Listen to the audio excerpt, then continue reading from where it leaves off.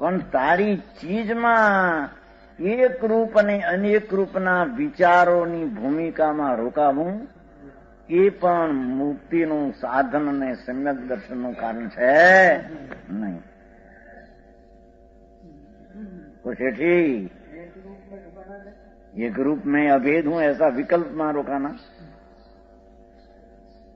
अभेद में अनुभव न करने से, एक रूप में अनुभव न करने से मैं अभेद हूं, मैं अभेद हूं, मैं एक हूं, मैं शुद्ध हूं, ऐसा राग मिश्रित विचार करने से भी आत्मा ने धर्मनी प्राप्ति उत्पत्ति थती નથી. સમજાણું કાંઈ? હું જ્ઞાન દર્શન ને ચારિત્ર છું એવો ભેદ પણ વિકલ્પ છે, અને હું અખંડ એક રૂપ અનંત ગુણનો પિંડ એક રૂપ છું એ પણ એક પક્ષપાત રાગનો પક્ષપાત છે. સમજાણું કાંઈ?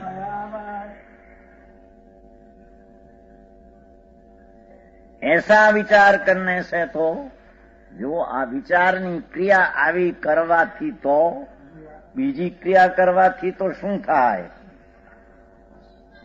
સમજાણું કાંઈ? શરીર વાણી મનની પર્યાયા થાય એ ક્રિયા તો જડની છે, એ કઈ આત્માને પુણ્ય પાપનું કોઈ કારણ ફારણ છે કે ધર્મનું કારણ એ નથી? લો આ તો ધર્મનું કારણ નથી. ઓલા કે છે પેલા પ્રશ્નમાં, અરે ભગવાન ભાઈ તારી દશામાં શું ચીજ છે એ એને અવલોકનના કાળમાં પણ જે બે પ્રકારના ભેદની વૃત્તિઓ રાગની ઉઠે એ પણ જ્યાં ધર્મ નથી એનાથી આત્માને શાંતિની સિદ્ધિ નથી, સમ્યક દર્શનની પ્રાપ્તિ એનાથી પણ નથી. સમજાય છે કાંઈ? ऐसा निश्चय जानना, बस एम છે ને, એ શબ્દ પડ્યો છે ને, નિશ્ચયથી જાણ, નક્કી નિશ્ચયથી એમ જાણ. ભગવાન આત્મા એક સેકન્ડના અસંગ ભાગમાં શરીર વાણી કર્મથી તો નિરાળો ભિન્ન છે, પણ પુણ્યપાપના રાગથી ભિન્ન છે. એવા આત્માના અંદરમાં ભેદ અભેદ બુદ્ધિના વિકલ્પમાં રોકાવું એ પણ મુક્તિનું કારણ નથી, ધર્મ નથી એમ નિર્ણય કરવો. પુસ્તક રાખ્યું છે કે નહીં એ પ્રભુભાઈ? રાખ્યું છે કે નહીં? ઘણા પુસ્તક છે એ પડ્યા. હું ત્યાં સોપડા તપાસ અહીં પડ્યા છે, જો એ પડ્યા રાખ્યા કેટલાય છે, બીજા છે કેમ હું જે હોય ને પાપના ચોપડા ફેરવ્યા કરે ત્યાં વડોદરા. તો સમજાણું કાંઈ? ખબર પડે ને આ ક્યાં શબ્દ નો અર્થ હાલે છે.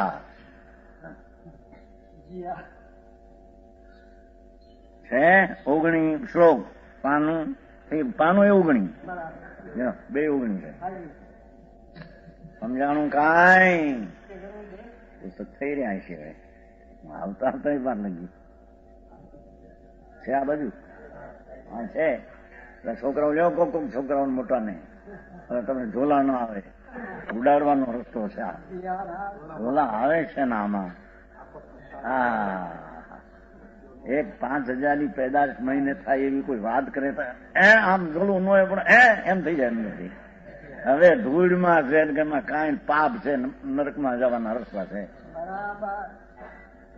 આ તો આત્માના સત્યની પ્રાપ્તિ કેમ થાય અને અસત્યની પ્રાપ્તિનું શું કારણ અનાદિથી છે એને સાંભળવામાં તો એને હરખ ને હોશ હોવી. જંદીભાઈ હા કે છે ભગવાન 3 લોકના નાથ, સર્વજ્ઞ તીર્થંકર દેવ, વિતરાગ પરમેશ્વર, જેને એક સેકન્ડના અસંગ ભાગમાં 3 કાળ 3 લોક જણાણા, એની વાણીમાં આવ્યા એમાંથી આ શાસ્ત્ર રચાણા છે. કોઈ સંતોએ કે જ્ઞાનીએ ઘરના રચ્યા નથી. એ વાણીમાં આવ્યું છું તેવું અનુભવમાં આવ્યું, પછી શાસ્ત્રમાં રચના થઈ. એ ભગવાન જ કે છે આમ કે ભાઈ સર્વજ્ઞ દેવ વિતરાગ પરમેશ્વર કેવો જ્ઞાની, જેના ઇન્દ્રો અર્ધલોકના 2 સ્વામી, એક દક્ષિણના ઉત્તરના, એના સભામાં સાંભળે છે, એને ભગવાન ફરમાવે છે. એવા ગંધર્વોની ઉપસ્થિતિમાં, ઇન્દ્રોની ઉપસ્થિતિમાં, લાખો કરોડો દેવો અને મનુષ્યની ઉપસ્થિતિમાં ભગવાનની વાણીમાં એમ આવ્યું, ભાઈ પ્રભુ તું તો પરના કામ કરે એ તો તારામાં તાકાત છે નહીં કોઈ દી માટે, એનાથી ધર્મ થાય એ વાત તો હરામ છે. તારામાં કઈ પાપના પરિણામ થાય, હિંસા, જૂઠું, ચોરી, વિષય, ભોગ, વાસના, ક્રોધ, એ તો પાપ છે, એ તો દુર્ગતિનું કારણ બંધ છે, એનાથી કઈ હિત થાય. હવે થયા દયાદાન ભક્તિ વ્રતના પરિણામ થાય, કરુણા, કોમળતા, એ પણ એક શુભ રાગ છે. એમાં કઈ આત્માનું હિત ને સિદ્ધિ થાય એવું એમાં તો નથી. પણ તારું સ્વરૂપ જે અખંડ આનંદનું, કંદ અનંત ગુણનું એક રૂપ અને ગુણનો ભેદ, એ ગુણનો ભેદ તો મલિન છે, વિકાર છે, ભૂતાર છે, સત્યાર છે, માટે એને વિકલ્પ વાળું કહીને છોડાયું. પણ અહીં તો અભેદ છું, અભેદ છું, એક છું, એક છું, સામાન છું, ધ્રુવ છું, શુદ્ધ છું. એવા વિકલ્પની લાગણીથી પણ પ્રભુ તને સમ્યક દર્શનની સિદ્ધિ નથી. એવા વિકલ્પ દ્વારા પણ તને ધર્મની, સમ્યક દર્શનની, આત્માની શાંતિની તે વિકલ્પ દ્વારા સાબિતી થતી.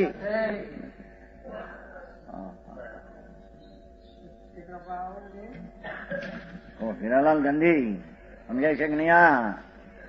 અરે મુંબઈમાં વેદ જ્ઞાન કીધું ને, વિકલ્પ ઉઠે, એ વિકલ્પ છે, એ પણ બંધનું કારણ છે. ભેદ જ્ઞાન રાગથી ભેદનો અર્થ અભેદ આત્મામાં અનુભવ કરવા એને ભેદ જ્ઞાન કહે છે. આવા વિકલ્પોથી છૂટીને આત્મામાં એકાકાર થવું એને પણ ભેદ જ્ઞાન કહે છે. અહીંયા તો આવા વિકલ્પમાં ભેદ જ્ઞાન રોકાવું એ પણ બંધનનું કારણ. समझाणु काई भावार्थ इस प्रकार है। હવે ટૂંકું કઈ પાછળનો ભાવાર્થ કે શુદ્ધ જ્ઞાન છે આત્મ સ્વરૂપ વિચારને પર વિકલ્પ વાળું શુદ્ધ જ્ઞાન લેવું છો। શુદ્ધ જ્ઞાન એટલે કે આત્માના એક શુદ્ધ જ્ઞાનની पर्याय છે। एवाने आत्म स्वरूप विचारने पर बहुत विकल्प उत्पन्न होते हैं। शुद्ध ज्ञान से आत्म स्वरूप विचार पर बहुत विकल्प होते हैं। ये वो शुद्ध लेવું चाहिए। એવી શૈલી છે આગળ કે છે સમજાય છે કાંઈ? શુદ્ધ જ્ઞાન એવું શુદ્ધ જ્ઞાન ત્યાં લેવું આત્માની પર્યાયમાં સ્વ ને પરના વિચાર વાળું એક શુદ્ધ જ્ઞાનનો પર્યાય વિકાસ। એ શુદ્ધ જ્ઞાનનો ભાગ કે છે કે એમાં આત્મ સ્વરૂપ ભગવાન આત્મા અનંત ગુણનું એક રૂપ અને ભેદરૂપ એવા વિચારને પર बहुत વિકલ્પ ઉત્પન્ન होते हैं। ઘણા પ્રકારની રાગની લાગણી ઉત્પન્ન થાય છે। समझाणु काई? एक पक्ष से विचारने पर आत्मा अनेक रूप है। एक पक्ष से विचारने पर एक पक्ष इतने शक्ति भेद आत्मा मां ज्ञान दर्शन आनंद एवं शक्ति भेद थी विचारिए तो ती अनेक रूप है। दूसरे पक्ष से विचारने पर आत्मा अभेद रूप है। सोनू सोनानी लगड़ी आ हुखड़ है जो आ हुखड़ ने जारे सुगंध तूल और हुवाड़ी एम त्रण शक्ति थी विचारीए तो भेद रूप है। पण एनी एक रूप वस्तु विचारीए तो ते अभेद है। हुखड़ एम सोनू सोना में पीळाश चिकाश ने वजन એવી ત્રણ શક્તિથી વિચારીએ તો ત્રણ રૂપ છે, પણ સોના રૂપે વિચારીએ તો એક રૂપ છે. એમ આત્મામાં, સોનામાં તો અનંત ગુણ છે, એમ આત્મામાં અનંત ગુણ છે. એવા અનંત ગુણના ભેદથી વિચારીએ તો અનેક રૂપ છે, અભેદથી વિચારીએ તો તે એક રૂપ છે.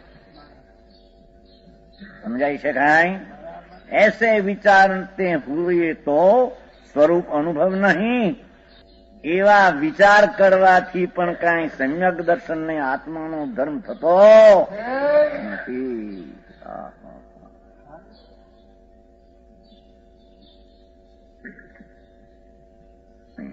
સમજાણું કાંઈ?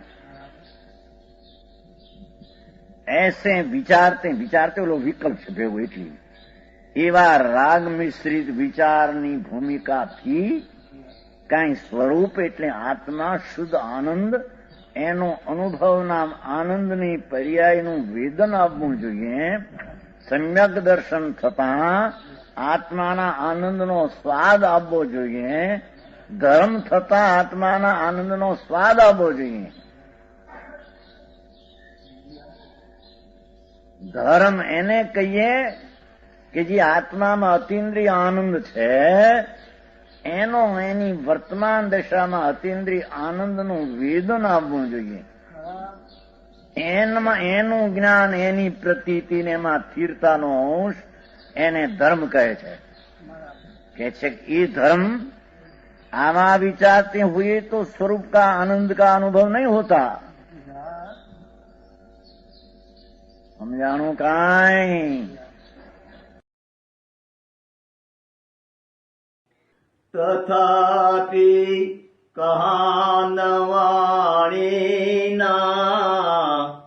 अंकाये मूल्यना कदी.